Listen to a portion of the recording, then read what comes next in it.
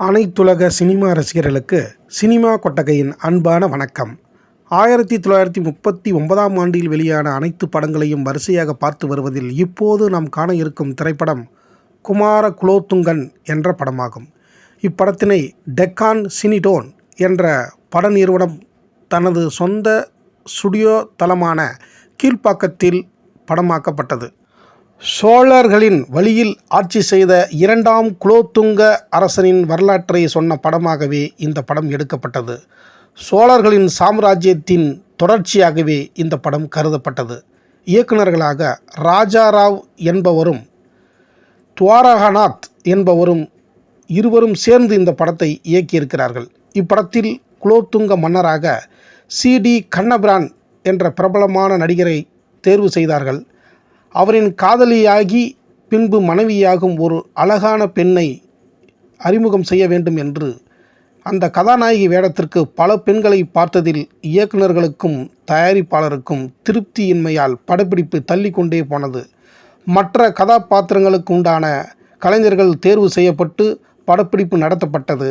ஆனால் கதாநாயகிக்கு உண்டான காட்சிகள் எடுக்கப்படாமலேயே படப்பிடிப்பு தள்ளிக்கொண்டே போனது. இந்நிலையில் இயக்குனர் அமர்நாத் அவர்களிடம் வாய்ப்பு கேட்டு வாய்ப்பு இல்லாமல் சோகத்துடன் திரும்பிய ராஜாயி என்ற பெண்ணை சந்தித்த இயக்குனர் மற்றும் தயாரிப்பாளர்களுக்கு மிகவும் பிடித்துவிட்டது.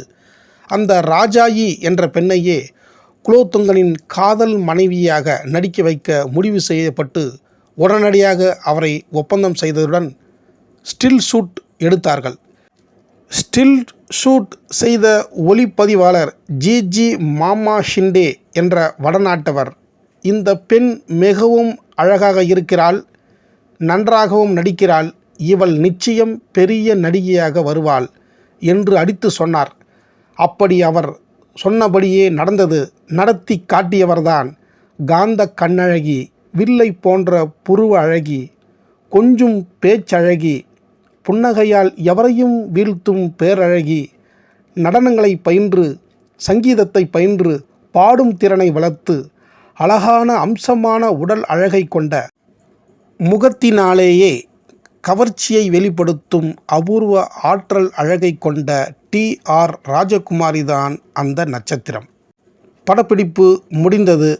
ராஜாயி என்ற அவரின் பெயரை மாற்றியமைக்க தயாரிப்பாளர் முடிவு செய்தார். அப்போது லட்சுமி என்ற பெயரில் நிறைய நடிகைகள் வந்து வெற்றி பெற்ற காரணத்தால் டி.ஆர். ராஜாயி என்ற பெயரை டி.ஆர். ராஜலட்சுமி என்று பெயரிட்டு இந்த குமார குலோத்துங்கன் திரைப்படத்தின் டைட்டிலில் காண்பிக்கப்பட்டது. இப்போது இங்கு நீங்கள் பார்த்து கொண்டிருக்கும் இந்த டி.ஆர். ராஜகுமாரி அவர்களின் அழகான புகைப்படம் இந்த குமார குலோத்துங்கன் திரைப்படத்தில் எடுக்கப்பட்டதுதான்.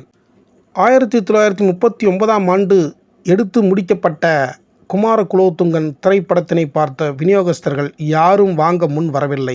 காரணம், கதை மக்களை கவரும் வண்ணம் இல்லாமல் போனதுதான். இந்த படத்தினை பெரிதும் நம்பியிருந்தார் ராஜலட்சுமி என்னும் டி.ஆர். ராஜகுமாரி அவர்கள். அவரது நம்பிக்கைக்கு ஏமாற்றத்தையே தந்தது இந்த குமார குலோத்துங்கன் திரைப்படம். ஆம், அந்த படம் அந்த ஆண்டு வெளிவராமல் போனது. பிறகு மந்தாரவதி, சூரியபுத்திரி என்ற 2 படங்களில் நடித்தார். இந்த 2 படங்களும் 1941ஆம் ஆண்டு வந்து படுதோல்வியை சந்தித்தது. அதன் பிறகு கச்ச தேவயானி என்ற படத்தில் நடித்தார். இந்த படம் வெளியாகி சூப்பர் ஹிட்டாக ஓடிய பிறகே இந்த குமார குலோத்துங்கன் திரைப்படம் வெளிவந்தது. இந்த படம் வெளிவந்த வேகத்தில் பெட்டியில் சுருண்டு கொண்டது. கச்ச தேவயானியின் வெற்றியை தொடர்ந்துதான் தமிழ் சினிமாவில் உச்ச நட்சத்திரமாக 1/4 நூற்றாண்டு காலம் ரசிகர்களை தன் அழகாலும் நடிப்பாலும் கிறங்க வைத்தவர்தான் டி.ஆர். ராஜகுமாரி அவர்கள்.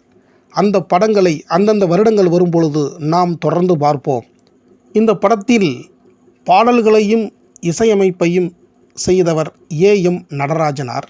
இந்த படத்தில் 12 பாடல்கள் இருந்திருக்கின்றன. 5 பாடல்களை டி.ஆர். ராஜகுமாரி அவர்களே பாடியிருக்கின்றார். எடிட்டிங் கலையை தம்பு மற்றும் ஜார்ஜ் இருவரும் செய்திருக்கிறார்கள். இந்த படத்தில் நடித்த சிறப்பு நட்சத்திரங்கள் G. Gopal, S. Kokko, M S. Murugesan, M R. Mahalakshmi, Saradha, M K. Meenakshi Bai, ஆகியோர் நடித்த இந்த திரைப்படம் வெளியான தேதியின் விவரம் தெரியவில்லை. மற்ற தொழில்நுட்ப கலைஞர்களின் விவரமும் கிடைக்கவில்லை. இதுவரை இந்த குமார குலோத்துங்கன் திரைப்படத்தினை சினிமா கொட்டகைக்கு வந்து பார்த்த அனைத்து கலைநேச நெஞ்சங்களுக்கும் என் நெஞ்சார்ந்த நன்றியை தெரிவித்துக் கொண்டு, இனி இதே 1939ஆம் ஆண்டு வெளிவந்த மற்ற அனைத்து படங்களையும் அடுத்தடுத்த வீடியோவில் தொடர்ந்து பார்ப்போம். நீங்களும் பார்த்து உங்களின் ஆதரவை வழங்க வேண்டும் என்று கேட்டுக்கொள்கிறேன். நன்றி, வணக்கம்.